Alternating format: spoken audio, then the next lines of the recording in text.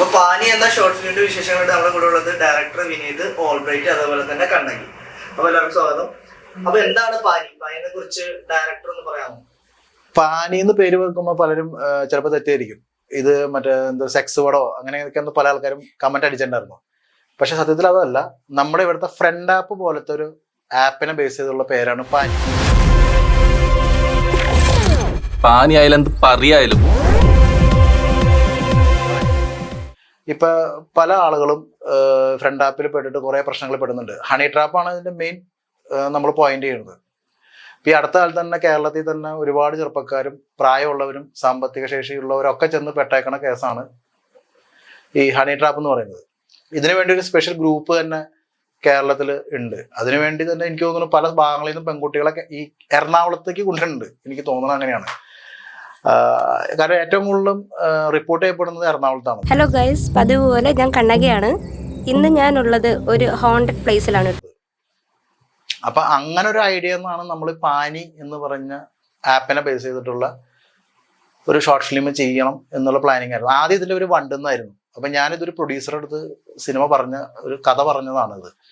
അപ്പൊ അത് അത്യാവശ്യം മലയാളത്തിൽ നന്നായിട്ട് സിനിമ ചെയ്തുകൊണ്ടിരിക്കുന്ന വലിയൊരു ഗ്രൂപ്പാണ്. അപ്പൊ അവർക്ക് ഇത് ഇഷ്ടപ്പെട്ടാണ്. പക്ഷെ എനിക്കിത് പിന്നീട് മുന്നോട്ട് പോകാൻ പറ്റില്ല. അവർക്കും അത് അജോ വർഗീസ് അങ്ങനെയുള്ളവരൊക്കെ തന്നെ വെച്ചിട്ട് മെയിൻ ആയിട്ട് നമ്മൾ പ്ലാൻ ചെയ്തായിരുന്നത് ധ്യാൻ ശ്രീനിവാസൻ അവരൊക്കെ തന്നെയായിരുന്നു. പിന്നെ ഞാൻ ആരെ വിട്ടുപോയി. നസ്ലിൻ ഇപ്പൊ നമ്മള് കൂട്ടിയാൽ കൂടാത്തൊരവസ്ഥയാണ്. പക്ഷെ ആ സമയത്ത് ഏകദേശം ഓക്കെ ആയിരുന്നു. ആ പ്രൊഡക്ഷൻ ഗ്രൂപ്പും ചെയ്യാറ്. അപ്പൊ അങ്ങനെ നിന്ന പ്രൊജക്ട് പാനി എന്ന പേരില് നമ്മൾ ഷോർട്ട് ഫിലിം ആക്കിയതാണ്. പരിമിതികൾ നിന്നിട്ട് നമ്മൾ ഷോർട്ട് ഫിലിം ആക്കിയതാണ്. സ്ഥിരം കാണുന്ന ക്ലീശ അല്ലാത്ത രീതിയിലുള്ള ഒരു കഥ നമ്മളിവിടെ ചെയ്തിരിക്കുന്നു. അപ്പൊ അത് ഇപ്പൊ ജനങ്ങളിലേക്ക് എത്തുമ്പോൾ ഒരു എന്റർടൈൻമെന്റ് ഇതിൽ മാത്രം കണ്ടാൽ മതി. ഒരു എന്റർടൈൻമെന്റിന്റെ ഒരു സെറ്റപ്പ് മാത്രമേ ഇതിലുള്ളൂ. അല്ലാതെ നമ്മൾ സ്പെഷ്യൽ ആയിട്ട് ഒരു അവാർഡ് സെറ്റപ്പോ അങ്ങനെയൊന്നുമില്ല. പിന്നെ ഇതിൽ എഫർട്ട് എടുത്തിട്ടുണ്ട്. ഇപ്പൊ ബ്രൈറ്റ്, കർണകി ഇവരെല്ലാവരും നല്ല രീതിയിൽ. അല്ല, ബ്രൈറ്റിന് ഞാൻ നേരത്തെ പ്ലാനിങ് ഉണ്ട്. കാരണം ബ്രൈറ്റ് ആണ് ഞാൻ പ്ലാൻ ചെയ്തായിരുന്നത് ഇതിലെ നായകനായിട്ട്. കാരണം അത്തരത്തിലുള്ള കഥാപാത്രം ചെയ്യാനായിട്ട് ഇതിൽ കുറച്ച് നമ്മള് ആരും അങ്ങനെ അത് ചെയ്യാത്ത തരത്തിലുള്ള കുറച്ച് സീക്വൻസുകളൊക്കെ ഇതിലുണ്ട്. അത് ഫുൾ ന്യൂഡിറ്റിയില് ഒരു സീൻ ഉണ്ട് ഇതില്. അത് കർണകി ബ്രൈറ്റും തമ്മിലുള്ള കോംബോ സീനാണ്. അങ്ങനെ ഒരു സീൻ ചെയ്യാനായിട്ട് നമുക്ക് അധികം സ്ത്രീകളെയോ അല്ലെങ്കിൽ ഒന്നും നമുക്ക് കിട്ടത്തില്ല. അപ്പൊ ആ സ്ഥാനത്തേക്കാണ് കർണകി വന്നത്. കർണകി ചെയ്യാന്ന് പറഞ്ഞു. കണ്ണകി അപ്പൊ പറയാമോ എങ്ങനെയാണ് ഈ ഒരു ഷോർട്ട് ഫിലിമിന്റെ ഭാഗമായത്? ഇപ്പൊ പറഞ്ഞ പോലത്തെ സീനൊക്കെ സാധാരണ ശരിക്കും പറഞ്ഞ ബോൾഡ് ക്യാരക്ടർ എന്ന് പറയുന്ന രീതിയിൽ ശരിക്കും പറഞ്ഞ മലയാള സിനിമയിലൊക്കെ വരുന്ന രീതിയിൽ പറയാറുണ്ട്. അപ്പൊ അതിനെ കുറിച്ചൊന്ന് പറയാമോ? അതിനെ കുറിച്ച് എന്താ പറയാന്ന് വെച്ചാ, അതിനെ കുറിച്ച് സ്പെഷ്യൽ കഥ പറഞ്ഞപ്പോ എനിക്ക് ഓക്കെ ആയിരുന്നു. കാരണം ഇതുവരെ അങ്ങനെ ആരും ചെയ്ത് കണ്ടിട്ടില്ല. അപ്പൊ അത് എന്തായാലും സ്ട്രൈക്ക് ആകും എന്നുള്ള കാര്യം ഉറപ്പായിരുന്നു. പിന്നെ കഥ കേട്ടപ്പം എനിക്കത് ഇഷ്ടമായി, പേഴ്സണലി ഇഷ്ടമായി. ഒരു ബോൾഡ് ആയിട്ടുള്ള ഒരു സ്ത്രീക്ക് മാത്രമേ അങ്ങനെ ഒരു ആ ഒരു മൊമെന്റിൽ പിടിച്ചു നിൽക്കാൻ പറ്റത്തുള്ളൂ. അതർവൈസ് അത് പറ്റത്തില്ല. സോ അപ്പൊ ഞാൻ പറഞ്ഞു, വിനീതേട്ടാ ഞാൻ തന്നെ ചെയ്യാം, എനിക്ക് ഓക്കെ ആണ്. അപ്പൊ വിനീതേട്ടൻ ചോദിച്ചു ഇങ്ങനെ ഒരു സംഭവം ഉണ്ട്. ഞാൻ പറഞ്ഞു കുഴപ്പമില്ല, ഞാൻ ആർട്ടിസ്റ്റ് ആണ്. ആസ് എൻ ആർട്ടിസ്റ്റ് അത് ഒരു സീൻ മാത്രമാണ്. അപ്പൊ പിന്നെ ഞാൻ ചെയ്യാമെന്ന് പറഞ്ഞു അങ്ങനെ ചെയ്തതാണ്. ശരിക്കും ഞാൻ പേടിച്ചു.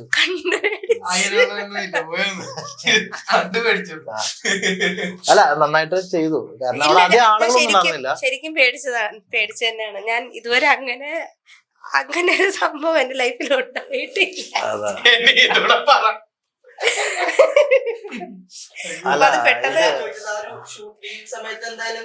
ഷൂട്ടിംഗ് സമയത്ത് എനിക്ക് വേറൊന്നും ശ്രദ്ധിക്കാനുള്ള സമയം ഉണ്ടായിരുന്നില്ല. ആ മൊമെന്റിൽ ഞാൻ നല്ല പാനിക്കായിരുന്നു ആക്ച്വലി. ശരിക്ക് ഈ സംഭവം കണ്ണകീനെ മൊത്തം പറയണല്ലോ. കണ്ണകീനെ നേരിട്ട് കാണുന്ന ഈ എഗ്രിമെന്റ് എഴുതുന്ന സമയത്ത് കണ്ടപ്പോ ആദ്യമായിട്ട്. അപ്പോഴും ഞാൻ രണ്ടാമത് എടുത്ത് ചോദിച്ചു, തുണി ഇല്ലാതെ ഞാൻ വരുന്നത്, മൊത്തം ന്യൂഡായിരിക്കും. അപ്പം പറഞ്ഞു ഞാൻ സ്ക്രിപ്റ്റ് റൈറ്റർ ആണ്, ഞാൻ എഴുതുന്നതാണ്, കുഴപ്പമില്ല, ഇത് ചെയ്യാന്ന് പറഞ്ഞു.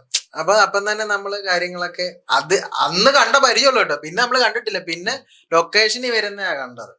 അപ്പൊ വന്നു. ഞങ്ങൾ ആദ്യം പ്ലാൻ ചെയ്ത മലയാറ്റൂര് ചെയ്യാനായിരുന്നു. അപ്പം ലാസ്റ്റ് വിനീതേട്ടൻ പറഞ്ഞ വിനീതേട്ടന്റെ പറമ്പില് മറച്ചിട്ടൊക്കെ ചെയ്യാന്ന് പറഞ്ഞു. അപ്പൊ എനിക്കൊരു തൃപ്തി. ഞാൻ പറഞ്ഞു ഒരു കാര്യം ചെയ്തു, നമുക്ക് ചെറായി നോക്കാം. അങ്ങനെ ആലോചിച്ചപ്പോഴാണ് ആ പ്ലേസിനെ കുറിച്ച് നമ്മളെ സേതു എന്ന് പറഞ്ഞ ചേട്ടന്റെ ഇളയച്ചന്റെ ഒക്കെ ഒരു സ്ഥലമാണ്.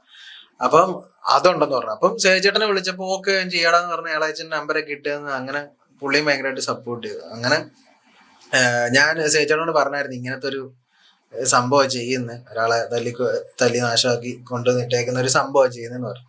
ആ സീൻ ഞങ്ങള് ആദ്യ ദിവസം മറ്റേ എന്റെ മെയിൻ ആയിട്ടുള്ള കുറച്ച് വയലൻസും കാര്യമൊക്കെ എടുത്തിട്ട് പിറ്റേ ദിവസം രാവിലെ എടുക്കുന്നത്. അത് എനിക്ക് തോന്നുന്നു വെളുപ്പിനെ 4 മണിക്ക് വീട്ടിൽ പോയിട്ട് ഞാൻ സംഭവം കോപ്പി ചെയ്തു എന്നിട്ട് കാർഡ് ഫ്രീ ആക്കിയിട്ട് ഇവര് ആ സ്ഥലത്തോട്ട് വന്നു. ഞാൻ വീടിന്റെ അവിടെ, എന്റെ വീടിന്റെ അവിടെ കുറച്ച് ദൂരമുള്ളൂ. അവിടെ ചെന്ന് അല്ലെ ഒറിജിനൽ ചെയറായിരുന്നു. മേക്കപ്പ് ഒന്നും ഇല്ല. അത് ആ ചെയർ എന്ന് പറയുമ്പോ ചാണകം ഉണ്ടല്ലോ, ചാണകവും ചെളിയും ചേറും ഒക്കെയാ. ദേഹത്തെല്ലാം തേച്ചു, എല്ലായിടത്തും തേച്ചു. പക്ഷെ കണ്ണകി ഒരു പ്രാവശ്യം പോലും ചിരിച്ചില്ല കേട്ടോ.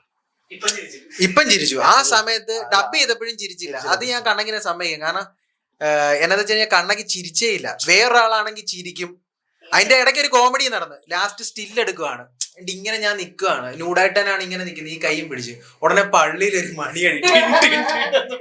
കറക്റ്റ് സമയത്ത് ഞാൻ അപ്പം പെട്ടെന്ന് താഴോട്ട് നോക്കുകയും ചെയ്തു ഈ സൗണ്ട്. അല്ല, ഞാൻ ഇപ്പൊ ഇതുപോലെ നമ്മുടെ മലയാള സിനിമയിലൊന്നും അങ്ങനെ ആൾക്കാർ അധികം ചെയ്തിട്ടൊന്നുമില്ല. സാധാരണ അതാ ഞാനും പറഞ്ഞ ഇതുവരെ ഒന്നിലും അങ്ങനെ ഒരു സീൻ കണ്ടിട്ടില്ല, ഒരിടത്തും കണ്ടിട്ടില്ല. ഇതിന്റെ പിന്നിൽ കണ്ണകി എന്ന് പറഞ്ഞ ഒരു യൂട്യൂബർ ലേഡിയാണെന്നാണ് എനിക്ക് കിട്ടിയ ഇൻഫർമേഷൻ. ഞാൻ പറയാം, അങ്ങനെ പറയുകയാണെങ്കിൽ നമുക്കിപ്പോ കലാമണി ചേട്ടൻ ചെയ്തിട്ടുണ്ട് കരിമാടിക്കൂട്ടലില്, അത്യാവശ്യം ചെറിയ രീതിയിലുള്ള ചെയ്തിട്ടുണ്ട്. പിന്നെ നമുക്ക് അത് ചെയ്തിട്ടുണ്ട്, കോമഡി ആണെങ്കിലും പുള്ളി അത്. പക്ഷെ ഒരു മിനിറ്റ് ഓഫ് അതല്ല, ഇതൊരു സീരിയസ് ഇഷ്യൂവിൽ നിന്നാണ് നമ്മൾ ഈ സീൻ എടുക്കുന്നത്. കോമഡി അല്ല ഇത്, അങ്ങനെ ന്യൂഡിറ്റി ഒരു സെക്സോ അങ്ങനെ സംഭവം ഒന്നും അല്ല. ഈ കേരളത്തില് ഉണ്ടായ ഒരു ഹണി ട്രാപ്പിൽ പെട്ട ഒരു ചെറുപ്പക്കാരന് ഉണ്ടായ യഥാർത്ഥ സംഭവത്തിൽ അയാൾക്ക് അനുഭവിക്കേണ്ടി വന്ന ആ ട്രോമയാണ് നമ്മൾ ഇതിൽ കാണിച്ചിരിക്കുന്നത്. പക്ഷെ ഇതിൽ കഥയിൽ ചില വ്യത്യാസങ്ങളുണ്ട്. ഹണി ട്രാപ്പ് അല്ല എന്ന രീതിയിലുള്ള കുറച്ച് കാര്യങ്ങളുണ്ട്. അല്ലാത്ത ഹണി ട്രാപ്പിനെ കുറിച്ചും പറയുന്നുണ്ട്. ഇപ്പൊ നിലവില് പല രീതിയിലും നമ്മുടെ എറണാകുളത്ത് നടന്നുകൊണ്ടിരിക്കുന്ന ക്രൈമായിട്ട് ബന്ധപ്പെട്ട് പല കാര്യങ്ങളും, ചെറുപ്പക്കാർക്കും പെൺകുട്ടികളും ഒക്കെ ചെയ്തുകൊണ്ടിരിക്കുന്ന കുറെ ക്രൈം ഈ ഡിജിറ്റൽ യുഗത്തിലാണ് ഇപ്പൊ ഏറ്റവും കൂടുതൽ ക്രൈം നടക്കുന്നത്. അപ്പൊ ഈ സംഭവമാണ് നമ്മൾ ഈ പാനി എന്ന് പറഞ്ഞ കഥയിലേക്ക് മാറ്റിയാണ്. പാനി എന്ന് പറയുന്ന ഒരു ഫ്രണ്ട് ആപ്പ് പോലത്തെ ഒരു ആപ്പിന്റെ പേരാണ്. ആ ആപ്പിലൂടെ നടക്കുന്ന ക്രൈമിനെയാണ് നമ്മൾ ഈ കഥയിലൂടെ ചെറുതായിട്ട് പറയാൻ ശ്രമിച്ചിട്ടുള്ളത്, പരിമിതികളുടെ ഉള്ളിൽ നിന്നിട്ട്. ഇതിനു മുമ്പ് ചെയ്ത നിങ്ങളുടെ ഷോർട്ട് ഫിലിമിലാണെങ്കിലും ആൽബം സോങ്ങിലൊക്കെ ആണെങ്കിലും പല സോഷ്യൽ മീഡിയ താരങ്ങൾ പറയാതെ സോഷ്യൽ മീഡിയ താരങ്ങളെന്ന് പറയാതെ സെലിബ്രിറ്റികൾ അല്ലെങ്കിൽ സെലിബ്രേറ്റ് എന്ന് പറയാനില്ല, സെലിബ്രേറ്റ് അല്ല ഞാൻ പറയാം ഇപ്പൊ ചോദിച്ചല്ലേ, ഇപ്പൊ നിങ്ങൾ എല്ലാവരും ചോദിക്കുന്നുണ്ട്. ഇപ്പൊ യൂട്യൂബ് ചാനൽ നടത്തുന്ന ആളുകൾക്കൊക്കെ ഇവര് വെറൊരു വസ്തു മാത്രമാണ്, വിൽക്കാനുള്ള വസ്തു മാത്രമാണ്. അല്ലാതെ ഈ പറഞ്ഞ ആളുകളെ കൊണ്ട് ഒരു സീൻ മര്യാദയ്ക്ക് ചെയ്യാൻ പറ്റത്തില്ല. മലയാള ഇൻഡസ്ട്രിയിലുള്ള ഏറ്റവും ഒരു ജൂനിയർ ആർട്ടിസ്റ്റ് ചെയ്യുന്ന പോലെയുള്ള സീൻ പോലും ചെയ്യാൻ കഴിവില്ലാത്ത വെറും മാംസ പിണ്ടങ്ങളാണ് ഇവര്. ചെയ്തു പോയിട്ടുണ്ട്. ഒഴിവാക്കി എന്ന് പറഞ്ഞാൽ എന്റെ ഒരുപാട് സുഹൃത്തുക്കൾ സിനിമയിലുണ്ട്. നമ്മള് ഈ കാശ് മുടക്കി ചെയ്യുമ്പോൾ ചിലപ്പോൾ ചില സുഹൃത്ത് ബന്ധങ്ങളിൽ നമുക്ക് അവരുടെ എന്താ പറയാ, അവരുടെ കുറെ വേവലാതികളുണ്ട്. അപ്പൊ എനിക്ക് പണം മുടക്കി തന്നത് അഖിൽ എന്ന് പറഞ്ഞ നമ്മുടെ ഒരു സുഹൃത്താണ്, മലയാളത്തിൽ തന്നെയുള്ള പുള്ളി പാർട്ടി പ്രവർത്തനമൊക്കെയാണ്, സാമൂഹികപരമായി ഇടപെടുന്ന ഒരാളാണ്. പിന്നെ അനീഷ് എന്ന് പറഞ്ഞ നമ്മുടെ സുഹൃത്തുണ്ട്. പിന്നെ എന്നെ സഹായിച്ചിട്ടുള്ള രാജൻ സാമൂൽ എന്ന് പറഞ്ഞ ആളുണ്ട്. പിന്നെ സുരാജ് എന്ന് പറഞ്ഞ ഒരു സുഹൃത്തുണ്ട്. ഇവരൊക്കെ നമുക്ക് ഒരു ക്രൗഡ് ഫണ്ടിങ് തന്നുകൊണ്ടാണ് നമ്മൾ ഈ പ്രോജക്റ്റ് മുന്നോട്ട് കൊണ്ടുപോകുന്നത്. ആ കൂട്ടായ്മയാണ്. അവര് പറഞ്ഞ ഒറ്റ കാര്യമുള്ളൂ, ഈ കോമാളി കൂട്ടങ്ങളെ ഉപയോഗിക്കരുത്. ഈ കൂട്ടത്തിൽ എനിക്ക് അത്യാവശ്യം കുഴപ്പമില്ലാന്ന് തോന്നിയിട്ടുള്ളത് ഈ അഭിലാഷ് എന്ന് പറഞ്ഞ വ്യക്തി മാത്രമാണ്. അയാള് ഇല്ല, അത് ഞാൻ പറഞ്ഞ് മനസ്സിലാക്കി തരാം. അയാള് ഓക്കെയാണ്, അയാള് ഒരുപാട് കോമാളിത്തരം കാണിക്കുന്നുണ്ട്, ഒക്കെ ശരിയാണ്. പിന്നെ എനിക്ക് വ്യത്യസ്തമായിട്ട് തോന്നുന്നത് ആറാട്ടൻ എന്ന് അറിയപ്പെടുന്ന സന്തോഷ് വർക്കി, അയാളുടെ വിദ്യാഭ്യാസം വെച്ചിട്ട് അയാൾ മുന്നോട്ട് പോകേണ്ടിരുന്ന വ്യക്തിയായിരുന്നു. ഈ പറഞ്ഞവൻ എന്ന് പറഞ്ഞ ഇപ്പൊ സൂപ്പർ സ്റ്റാർ എന്ന് പറഞ്ഞ് നടക്കുന്ന ഇവന്മാരെ പോലെ ഉള്ളവരൊക്കെ പിന്നെ ഇവന്മാരെ കൂടെ നടക്കുന്ന കുറച്ച് ഇവന്മാരൊക്കെ കൂടി ആ മനുഷ്യനെ മോശമാക്കി കളഞ്ഞു. ഈ അഭിലാഷ് എന്ന് പറഞ്ഞ വ്യക്തിയോട് ചോദിച്ചു നോക്കിയോ നിങ്ങൾ വേണമെങ്കിൽ, ഞാൻ പുള്ളിയോട് നല്ലതേ പറയാറുള്ളൂ.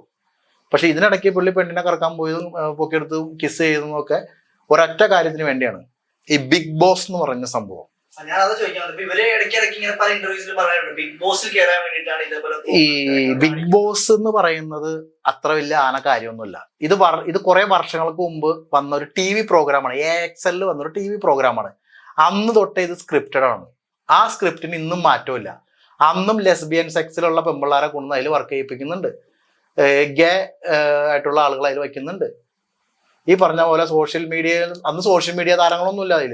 ഈ AXL നടന്നുകൊണ്ടിരുന്ന റെസ്ലിംഗ് താരങ്ങളും ഇത്തരത്തിലുള്ള ആക്ടിവിസ്റ്റുകളെയൊക്കെ വെച്ചിട്ടാണ് AXL ആ പ്രോഗ്രാം പോയിക്കൊണ്ടിരുന്നത്. 95 കാലഘട്ടം ഞാൻ ഈ പറയുന്നത്. അതിനുശേഷം ഇത് സൂര്യ TV വന്നു, കേരള ഹൗസ് എന്നും പറഞ്ഞുകൊണ്ട്.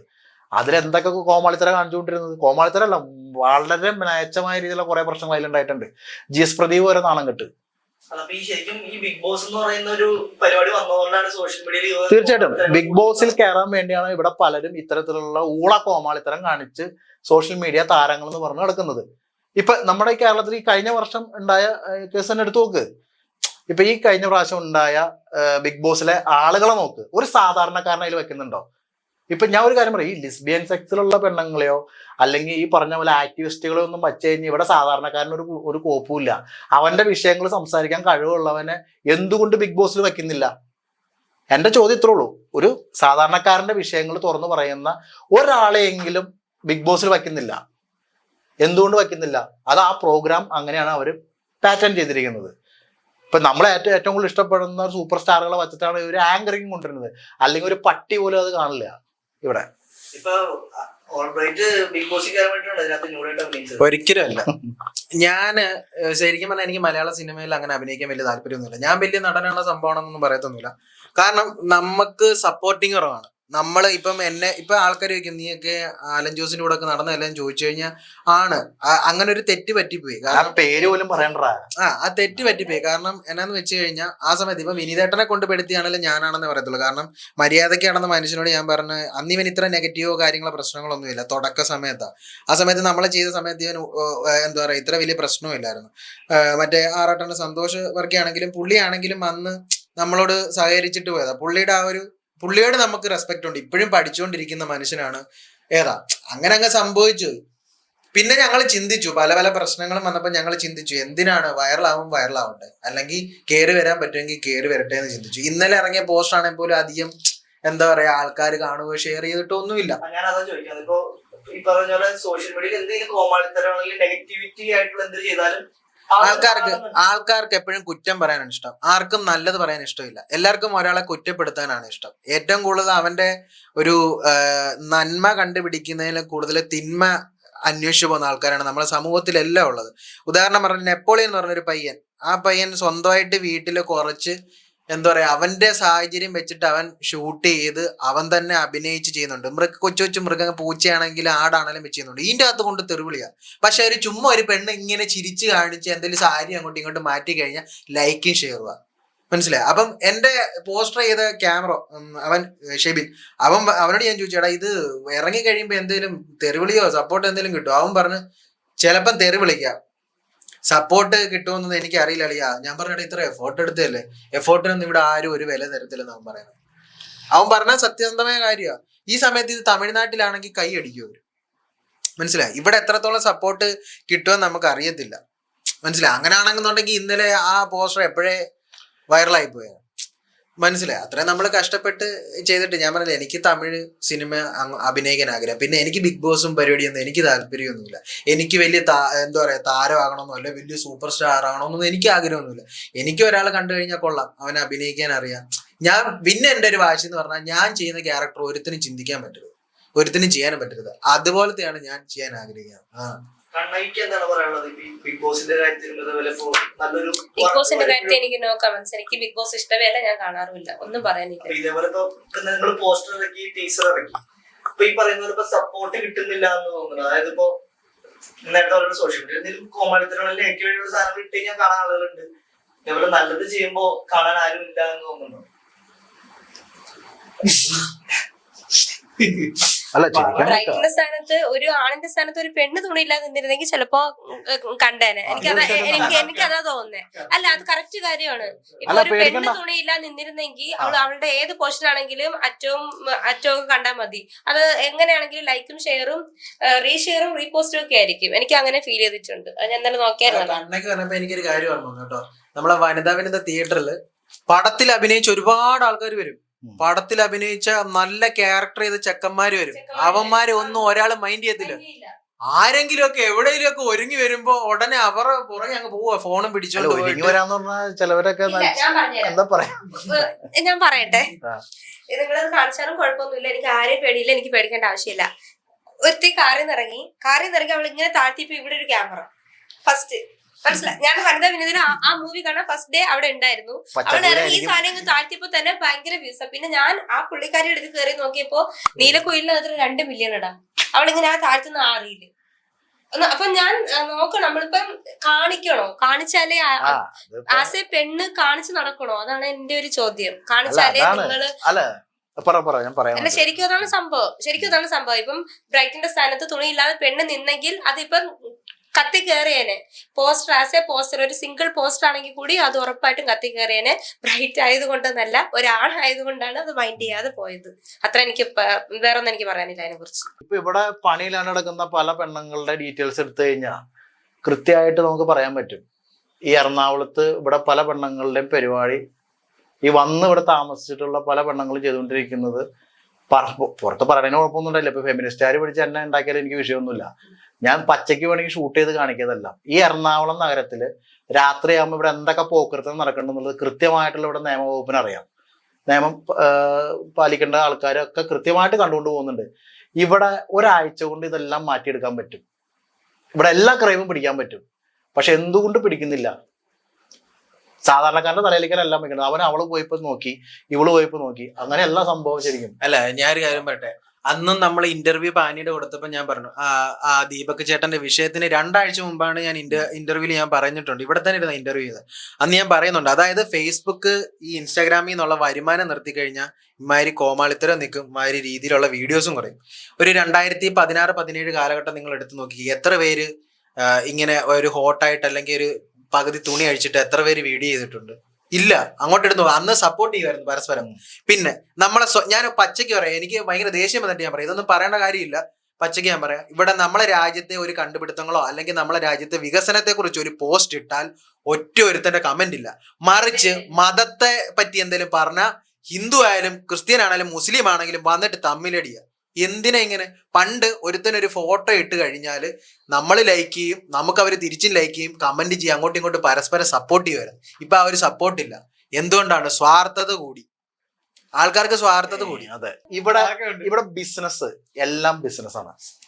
ഏറ്റവും വലിയ ഒരു ഉദാഹരണം ഞാൻ പറഞ്ഞുതരാം. ഒരു 10 ഒരു മെക്സിക്കൻ ഭാരത സിനിമയൊക്കെ എടുത്ത് നോക്കിയാൽ മതി. അതിന്റെ അകത്ത് ശരിക്കും പറഞ്ഞാൽ KSUവിന്റെ കഥയാണത്, KSUക്കാരന്റെ കഥയാണ്. ആ ചേട്ടൻ അതിന്റെ അകത്ത് അഭിനയിച്ചിട്ടുണ്ട്.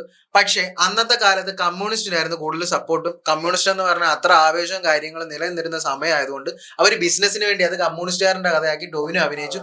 അത് ഹിറ്റായി. പക്ഷെ ഇപ്പം അതിനുശേഷം വന്ന തീപ്പൊരി വെന്നി കുറച്ച് പടങ്ങൾ കമ്മ്യൂണിസ്റ്റിനെ ബൂസ്റ്റ് ചെയ്തിട്ടുണ്ട്, എങ്ങും വിജയിച്ചിട്ടില്ല. എന്തുകൊണ്ടാ? ആ അന്നത്തെ ഭരണമോ അല്ലെ അന്നത്തെ കാര്യങ്ങളോ അല്ല ഇന്ന് നടക്കുന്നത്. അപ്പൊ മാറ്റങ്ങൾ വന്നു. ആ മാർക്കറ്റിംഗ് പോവും. ജനങ്ങൾ എപ്പോഴും വിഡ്ഢികളായിട്ടിരിക്കില്ല. അത് കറക്റ്റാണ്. മനസ്സിലായോ? ജനങ്ങൾക്ക് ശരിക്കും പറഞ്ഞാൽ ജനങ്ങൾ വിഡ്ഢികളല്ല. ഏറ്റവും വലിയ ബിസിനസ് എന്ന് പറഞ്ഞാൽ മതവും രാഷ്ട്രീയമാണ്. കാരണം ഇവര് ആൾക്കാരെ തമ്മിലടിപ്പിക്കും, ശരി രീതിയിൽ തമ്മിലടിപ്പിക്കും. തമ്മിലടിപ്പിച്ചിട്ട് എന്താ സംഭവിക്കുന്നത്? ഈ അണികൾ കിടന്ന് തമ്മിലടിക്കും, അവര് രക്ഷപ്പെടുകയും ചെയ്യും. ഏറ്റവും വലിയ ഉദാഹരണം പറഞ്ഞാൽ ഒരു രാഷ്ട്രീയ പാർട്ടി കമ്മ്യൂണിസ്റ്റ് പാർട്ടിയിൽ ഞാൻ കണ്ടൊരു കാര്യമാണ്. എൻ്റെ വീടിൻ്റെ അടുത്തുള്ള കുറെ ആൾക്കാർ കഷ്ടപ്പെട്ട് ആ പാർട്ടിക്ക് വേണ്ടി അടിയും തൊഴിയും കൊണ്ടവന്മാർ ഇപ്പോഴും കേസുമായിട്ട് നടക്കുക. ഇതിന്റെ നേതാക്കന്മാരുടെ മിഡിൽ ക്ലാസ് ഉള്ളവർക്ക് ഗവൺമെന്റ് ജോലി അത് ഇതുമൊക്കെ ആയിട്ട് അവര് രക്ഷപ്പെട്ടു.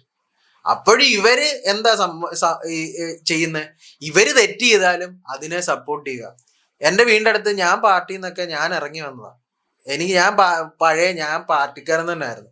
എനിക്ക് അവരുടെ കാര്യങ്ങൾ യോജിക്കാൻ പറ്റാതെ വന്നപ്പോഴത്തേക്കിനും ഞാൻ ഇറങ്ങി വന്നു. എനിക്ക് പാർട്ടിയും വേണ്ട ഒന്നും വേണ്ട എന്ന് പറഞ്ഞിട്ട് ഞാൻ ഇറങ്ങി വന്നു. കാരണം യഥാർത്ഥ കമ്മ്യൂണിസ്റ്റുകാരൻ ചോദ്യം ചെയ്യുകയാണെന്നാണ് പറഞ്ഞിട്ടുള്ള കാറൽ മാക്സ് പറഞ്ഞിട്ടുള്ള ഇത് അവരെ തോന്നിയ രീതിയിൽ അവരങ്ങ് പോവാണ്. മനസ്സിലായോ? അപ്പൊ എന്താണ് ഏറ്റവും വലിയ മണ്ടന്മാർ, അത് ഏത് രാഷ്ട്രീയ പാർട്ടി എടുത്താലും ഏറ്റവും വലിയ മണ്ടന്മാർ അണികളാന്നേ പറയത്തുള്ളൂ. മനസ്സിലായോ? ഈ പറയുന്ന നമ്മളെ എന്താ പറയാ മുഖം കൊണ്ട് ചിരിക്കുകയും ചെയ്യും, അകമ്പല്ല് ഞർമ്മയും ചെയ്യുന്ന ആൾക്കാരാണ് ഏറ്റവും കൂടുതൽ രാഷ്ട്രീയക്കാർ. മനസ്സിലായോ? നമ്മൾ വിചാരിക്കുന്ന പോലെ ഒന്നും എന്താ നമ്മളെ കൊണ്ട് നാട് നന്നാക്കാൻ പറ്റൂ? ഇല്ല, ഇല്ല, ഒരിക്കലും നടക്കൂല. ഒരാൾക്ക് നാട് നന്നാക്കാൻ പറ്റില്ല, അവനവൻ സ്വയം നന്നാവാന്ന് പറ്റുള്ളൂ. എന്തായാലും മാർച്ച് 13 പാന് റിലീസ് ആവാണ്. എന്താണ് ഓഡിയൻസിനോട് പറയാനുള്ളത്?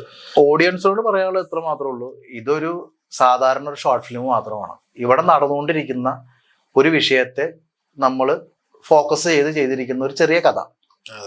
പിന്നെ ഈ പറഞ്ഞ പോലെ ഇവിടെ പല ആളുകളും നല്ല രീതിയിൽ മുന്നോട്ട് വരണമെന്ന് ആഗ്രഹിക്കുന്നുണ്ട് സിനിമാ ഫീൽഡിലേക്ക്. ഇവിടെ ബഡ്ജറ്റ് ഒരു വിഷയമാണ്. ഈ ബഡ്ജറ്റ് വിഷയമാവാൻ കാരണം ഇവിടുത്തെ കുറെ സിനിമയ്ക്കുള്ളിലെ രാഷ്ട്രീയമുണ്ട്, സിനിമയ്ക്കുള്ളിലെ വർഗീയതയുണ്ട്. ഈ വർഗീയതയും രാഷ്ട്രീയവും എല്ലാം പ്രശ്നങ്ങളും പുതിയ ആൾക്കാരെ ബാധിക്കുന്നുണ്ട്. ഒരു ചെറിയ പടം ചെയ്യാൻ ഭയങ്കര ബുദ്ധിമുട്ടാണ്. ഇവിടെ എല്ലാവർക്കും ചെന്ന്, ഇപ്പം എൻ്റെ കൂട്ടുകാരൻ ഒരു സ്ക്രിപ്റ്റ് റൈറ്ററാണ്, അവൻ്റെ അടുത്ത് നിന്ന് ഞാൻ സബ്ജക്റ്റ് സംസാരിച്ച് അവൻ പറയുന്നത് നമുക്ക് വലിയ സിനിമ ചെയ്യാന്ന് പറഞ്ഞത് വെറും മണ്ടൻ ചിന്താഗതിയാണ്. കാരണം ഒരു പ്രൊഡ്യൂസറുടെ എന്താ പറയുക കീറി കാലിയാക്കുന്ന പരിപാടിയാണ് ബിഗ് ബഡ്ജറ്റ് സിനിമകൾ. മാക്സിമം 1-1.5 കോടിക്കുള്ളിൽ ഒരു സിനിമയും മലയാളത്തിൽ ചെയ്ത് കഴിഞ്ഞിട്ട് കാര്യമില്ല. താരമൂല്യമുള്ള സിനിമകൾ മാറ്റി നിർത്താം. ഇപ്പൊ താരമൂല്യം എത്ര പേരുണ്ടെന്ന് ജനങ്ങൾക്ക് നന്നായിട്ട് അറിയാം. കാരണം ഇപ്പൊ തന്നെ പുതിയ ആൾക്കാരൊന്നും താരമൂല്യം നോക്കേണ്ട ആവശ്യമൊന്നുമില്ല. ആകെ ഇപ്പോൾ ഒരു 2 പടം വിജയിച്ചു കഴിഞ്ഞാൽ കോടികൾ മേടിക്കുക, എന്നിട്ട് ആളുണ്ട്, എന്നിട്ട് പിന്നിൽ വേറെ കളിയുണ്ട്. അതാണ് സംഭവം. എന്തിനാണ് അങ്ങനെ? എന്നിട്ട് അവരെ കുറ്റവും പറയും, അവർ അത്ര മേടിക്കുന്നു ഇത്ര മേടിക്കുന്നു, പിന്നെ എന്തിനാണ് ഇവർ അടുത്ത് പോകുന്നത്? മനസ്സിലായി? എന്തോരം കഴിവുള്ള ആൾക്കാരുണ്ട്, എന്തോരം കഴിവുള്ള ആൾക്കാരുണ്ട് ഈ മലയാള സിനിമയിൽ നിൽക്കുന്ന എത്ര പേരുണ്ട് ഈ കാലഘട്ടത്തിൽ കഴിവുള്ള. ഞാൻ ഇവിടെ പുതിയ ആൾക്കാരൊന്നും ഞാൻ വലുതായിട്ട് അംഗീകരിക്കത്തൊന്നുമില്ല. ഇവിടെ മമ്മൂക്കയും ലാലേട്ടനും മണിച്ചേട്ടനും ദിലീപേട്ടനും ജയറാമേട്ടനും സുരേഷേട്ടനും നസീർ സാറും സത്യൻ സാറിൻ്റെ ഒക്കെ ഞാൻ അംഗീകരിക്കത്തുള്ളൂ. കാരണം അന്നത്തെ സംവിധായകരും അന്നത്തെ ടെക്നീഷ്യനുമാണ് യഥാർത്ഥത്തിൽ. ഇപ്പം ഞാനടക്കമുള്ള ഒരു കാര്യം എന്ന് പറഞ്ഞു കഴിഞ്ഞാൽ നമുക്കിപ്പോൾ ഒരു വീഡിയോ എടുക്കണം, ചുമ്മാ ഒന്ന് ക്ലിക്ക് ചെയ്ത് ഫോക്കസ് ചെയ്ത് നമുക്ക് ചെയ്യാം. അന്ന് ജോൺ അബ്രഹാം സാറിന്റെ സമയത്ത് ആ പടമൊക്കെ ചെയ്യുന്ന സമയത്ത് തെങ്ങിന്റെ മേളിൽ കയറിയൊക്കെ ഇരുന്നിട്ടാണ് ഷോട്ട് എടുത്തത്. ഇന്ന് അമ്മ അറിയാം ആ സിനിമ. അന്ന് എന്താ പറയാ റീലായിരുന്നു, അന്ന് മറ്റേ ഇതാണ് ഫിലിമിന്റെ ഇതാണ്. അന്നൊരു 3 ടേക്ക് കൂടുതൽ പോയി കഴിഞ്ഞാൽ തെറി വിളിക്കും. അന്നത്തെ സൂപ്പർ സ്റ്റാർ എന്ന് പറഞ്ഞാൽ ആ ഫിലിം എന്നേ പറയാൻ പറ്റത്തുള്ളൂ. കാരണം അതിന് അത്ര ഡിമാൻഡായിരുന്നു ആ ഒരു സമയത്ത്. അന്നത്തെ ഷോട്ടൊക്കെ നോക്കിയാൽ മതി, ലാലേട്ടന്റെ ആണെങ്കിലും മമ്മൂക്കയുടെ ആണെങ്കിലും സുരേഷേട്ടന്റെ ഒക്കെ ആണെങ്കിലും ഷോട്ടുകൾ നോക്കിയാൽ മതി. ചിലപ്പം കുറെ സെക്കൻഡുകൾ കാണും അവർ പറയുന്ന ഡയലോഗ് ഡെലിവറി. ഇപ്പോഴത്തെ പിള്ളേർ എത്ര പേര് പറയും? ചുമ്മാ സംസാരിക്കുന്ന മാത്രമല്ല. ഞാൻ ഒറ്റ കാര്യം പറഞ്ഞോട്ടെ. ഇപ്പൊ ഇവിടുത്തെ സിനിമയുടെ ഒരു ഈറ്റില്ലായിട്ട് കണക്ക് കൂട്ടുന്നത് വനിതാ തിയേറ്ററാണ്. ഇവിടെ കുറെ കോമാളികൾ വരും. ആ കോമാളികൾ കാരണം അതിന്റെ ഓണറും അതിന്റെ മാനേജറൊക്കെ തലവേദന എടുത്തുകൊണ്ടിരിക്കുക. കാരണം എനിക്ക് പുള്ളിനെ നേരിട്ട് അറിയാം. ഈ വന്മാരെ പോലുള്ള കുറെ കൂളുകൾ വന്നിട്ട് ഡാൻസും പരിപാടി അത് തുടങ്ങിയപ്പോ വിഷയം വന്നത്. പിന്നെ ഇതുപോലുള്ള ആളുകളൊക്കെ ജനിച്ചേക്കണ അവിടെ നിന്നാണ്. ഇവരുടെ പിറവി എന്ന് പറയുന്നത് അവിടെ നിന്നാണ്. ആറാട്ടണ്ണന്റെ പിന്നാലെ ഈ പറഞ്ഞ കോമാളി.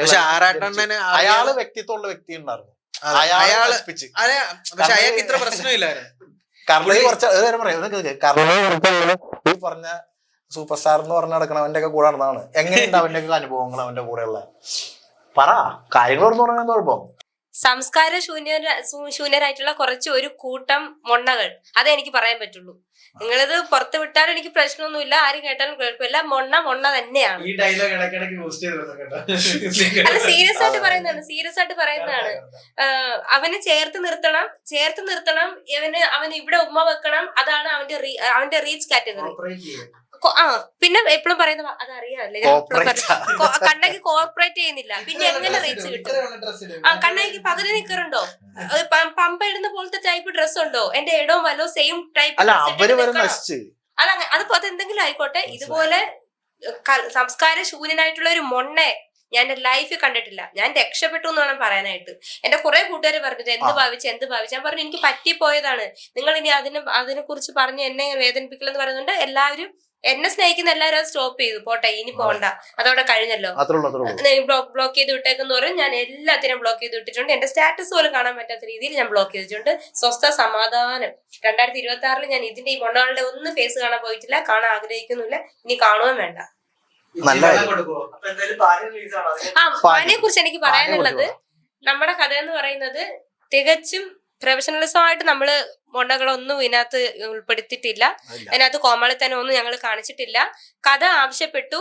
അത് പിന്നെ ഇത് ഇറങ്ങിയതിന് ശേഷം കണ്ടതിന് ശേഷം കാണാൻ വേണ്ടി പോയി കാണിക്കാൻ വേണ്ടി നിന്നു എന്ന് പറയുന്ന കമന്റ്സ് ഇവിടെ എടുക്കുന്നതല്ല. കഥ അത് ആവശ്യപ്പെട്ടു, ഞങ്ങൾ അങ്ങനെ ചെയ്തു. ഞങ്ങൾ രണ്ടാളും ആർട്ടിസ്റ്റ് ആണ്. അപ്പം എന്താ പറയാ, അതൊരു ആക്ടിങ് മാത്രമാണ്. അല്ലാതെ ഞാൻ അവൻ്റെ കാണാൻ പോയി, അവൻ എന്നെ കാണിക്കാൻ വന്നു എന്നൊന്നും പറഞ്ഞ ഒരു മൊണ്ണകളും ഇങ്ങോട്ട് വരണ്ട. ഒരു മൊണ്ണകളും ഇങ്ങോട്ട് വരണ്ട. ഇത് ഞങ്ങളുടെ ഷോർട്ട് ഫിലിമിന്റെ സ്ക്രിപ്റ്റിംഗ് മാത്രമാണ്. ആസ് എൻ ആർട്ടിസ്റ്റ് ഡയറക്ടർ പറഞ്ഞു, അദ്ദേഹം പറഞ്ഞു, ഞാൻ അഭിനയിച്ചു. പുള്ളിക്കാരൻ ആ കറക്റ്റ്. ഞങ്ങൾ രണ്ടാളും നല്ല എഫേർട്ട് ഇട്ട് ചെയ്ത ഒരു ഷോർട്ട് ഫിലിമാണ്. നിങ്ങൾ മാക്സിമം സപ്പോർട്ട് ചെയ്യുക, ഷെയർ ചെയ്യുക. മാക്സിമം സപ്പോർട്ട് ചെയ്യുക, ഷെയർ ചെയ്യുക. അത് മാത്രമേ നിങ്ങൾക്ക് ചെയ്യാനുള്ളൂ. പറയത്തുള്ളൂ. പാനി എന്ന് പറയുന്നത് നമ്മുടെ ഇന്ന് ചുറ്റിപ്പറ്റി നിൽക്കുന്ന ഡിജിറ്റൽ മാഫിയാണ്. ഡിജിറ്റൽ മാഫിയ കേന്ദ്രീകരിച്ച് പറയുന്ന ഒരു കഥയാണ്. ഡിജിറ്റൽ പെൺവാണിവാവാം, അല്ലെങ്കിൽ ഇത്തരത്തിലുള്ള ഹണി ട്രാപ്പ് ആവാം. ഈ സിറ്റുവേഷൻസ് എല്ലാവരുടെ ലൈഫിലും കൂടെ വന്നു പോയതായിരിക്കാം. ഈ സിറ്റുവേഷൻ എല്ലാവരുടെ ലൈഫിലും വന്നു പോയതാണ്. അപ്പോൾ ആ കഥ ആ ഒരു രീതിക്കാണ് നമ്മൾ ചെയ്തിരിക്കുന്നത്. ഞാൻ അതിലൊരു വ്ളോഗർ ആയിട്ടാണ് വരുന്നത്. അപ്പോ ബാക്കി നിങ്ങൾ കാണുക. മാക്സിമം ഞങ്ങളെ സപ്പോർട്ട് ചെയ്യാതെ മാത്രമേ പറയാനുള്ളൂ. പുള്ളിക്കാരൻ ഇട്ട എഫേർട്ട് എന്ന് പറയുന്നത് ഉണ്ടല്ലേ, പുള്ളിക്കാരൻ ഇട്ട എഫേർട്ട് എന്ന് പറയുന്നത് ചില്ലറ കാര്യമല്ല. അത് കാണാൻ ഞാൻ കാണിച്ച ആ ഒരു ധൈര്യം എന്ന് പറയുന്നതും ഒട്ടും ചില്ലറ കാര്യമല്ല. അപ്പൊ നിങ്ങൾ ഒരിക്കലും അത് കോമാളിത്തനമായിട്ടോ അല്ലെങ്കിൽ ഒരു തമാശയായിട്ടോ കാണരുത്. ഞങ്ങളെ മാക്സിമം സപ്പോർട്ട് ചെയ്യുക. ഇത് എല്ലാരും കണ്ട് അനുഗ്രഹിക്കുക. അത്രേ ഉള്ളൂ. ഒരു മിനിറ്റ് കട്ടിയല്ലേ. പിന്നെ എന്തുവായിരുന്നു ഞാൻ പറയാൻ വന്നേ?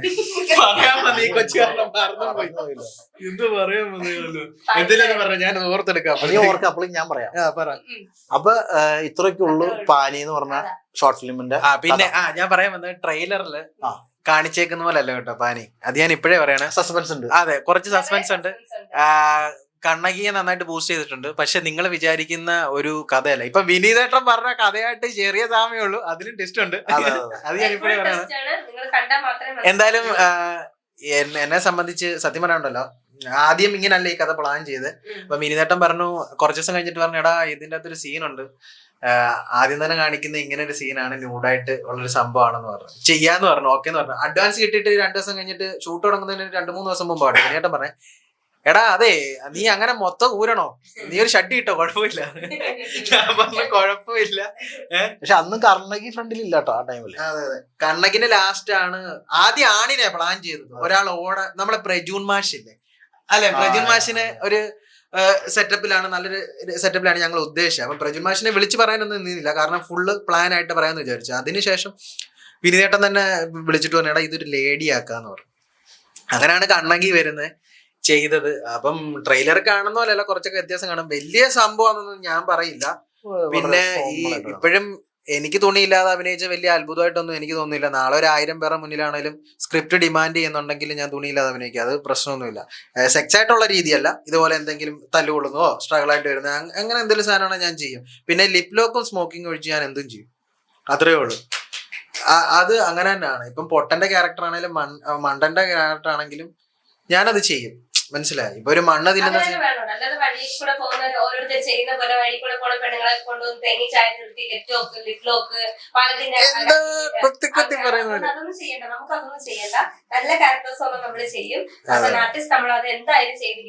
അതെ, ഞങ്ങള് ആരും വലിയ സംഭവമൊന്നുമല്ല.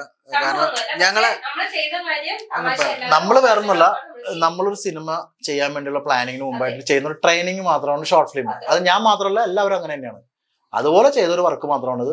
കാണുക, പ്രോത്സാഹിപ്പിക്കുക. ഇനിയും നല്ല വ്യത്യസ്തമായിട്ടുള്ള കഥകൾ, യഥാർത്ഥ ജീവിതത്തിൽ നിന്നുള്ള കഥകൾ, അല്ലാണ്ട് ഇവിടെ ഫാന്റസി സബ്ജക്റ്റുകളൊന്നും നമുക്ക് വേണ്ട. അപ്പൊ ഞാൻ പറഞ്ഞു മറക്കണ്ട, ആരും കാണിക്കാൻ വന്നു, ഞാൻ കാണാൻ പോയി എന്ന് പറഞ്ഞാൽ ഇങ്ങോട്ട് വരണ്ട. അതൊരു ഷോർട്ട് ഫിലിം മാത്രമാണ്. It's just acting. വിഷുവിന് എല്ലാവർക്കും അയച്ചു കൊടുക്കുന്നതായിരിക്കും കണ്ണകി അല്ലേ? അപ്പൊ ഓക്കെ, വിഷുവിന് കണി വരും. അപ്പം എല്ലാവർക്കും ചില ആളുകളൊക്കെ കണിയായിട്ട് വരും. ആരെങ്കിലും പേര് വിട്ടുപോയിട്ടുണ്ടെങ്കിൽ ക്ഷമിക്കണം കേട്ടോ. ഈ സാഹചര്യത്തിൽ അല്ല, അതല്ല, നന്ദി പറയാനായിട്ട് കുറച്ച് പേരുണ്ട്. എന്റെ ഫേസ്ബുക്കിലെ കുറെ ഫ്രണ്ട്സ് ഉണ്ട്. ഷാജാൻ എന്ന് പറഞ്ഞ ചേട്ടൻ, ആ ചേട്ടൻ ഭയങ്കരമായിട്ട് സപ്പോർട്ട് ചെയ്തായിരുന്നു. അവരോട് നടക്കുമ്പോൾ കുറെ ഉപദേശിച്ച ചേട്ടനാണ് ആ ചേട്ടൻ. പിന്നെ എന്റെ കൂടെ അഭിനയിച്ച ഒരു അരവിന്ദ് എന്ന് പറഞ്ഞൊരു കൂട്ടുകാരൻ ഉണ്ടായിരുന്നു. അവന് അതെ, അരവിന്ദ് എന്ന് പറഞ്ഞ കൂട്ടുകാരൻ മരിച്ചുപോയി. എല്ലാവർക്കും അറിയാം, ഫേസ്ബുക്കിലുള്ള മിക്കവർക്കും അറിയാം. ഞങ്ങൾ ഒരുമിച്ച് അഭിനയിച്ച. അപ്പം പാനിയുടെ പോസ്റ്റർ വന്നപ്പോഴത്തേക്കിന് അവൻ ഇത് വെയിറ്റ് ചെയ്തതാണ്. അപ്പം അവനെ ഞാൻ ഈ നിമിഷത്തിൽ ഞാൻ ഓർക്കുവാണ്. അപ്പം എല്ലാ ഗുരുക്കന്മാരെ മുന്നിലും എന്താ പറയാ എളിമയോടെ തന്നെ പറയാണ്. അപ്പം എല്ലാരും കാണുക. ശരിക്കും പറഞ്ഞാൽ ഞാൻ നാടകത്തിൽ നിന്ന് വന്ന ഒരു വ്യക്തിയാണ്. ആദ്യം പ്രേക്ഷകർക്ക് മുമ്പിൽ അഭിനയിച്ചിട്ടാണ് ഞാൻ പിന്നെ ക്യാമറയ്ക്ക് മുമ്പിൽ അഭിനയിക്കാൻ തുടങ്ങി. അതുകൊണ്ട് എനിക്ക് ജനങ്ങളെ പൾസ് എന്താണെന്ന് അറിയാം. പ്രേക്ഷകർ ഇല്ലെങ്കിൽ ഞങ്ങൾ ആരുമില്ല. അപ്പം നിങ്ങളെല്ലാവരും സപ്പോർട്ട് ചെയ്യുക. ഓക്കെ.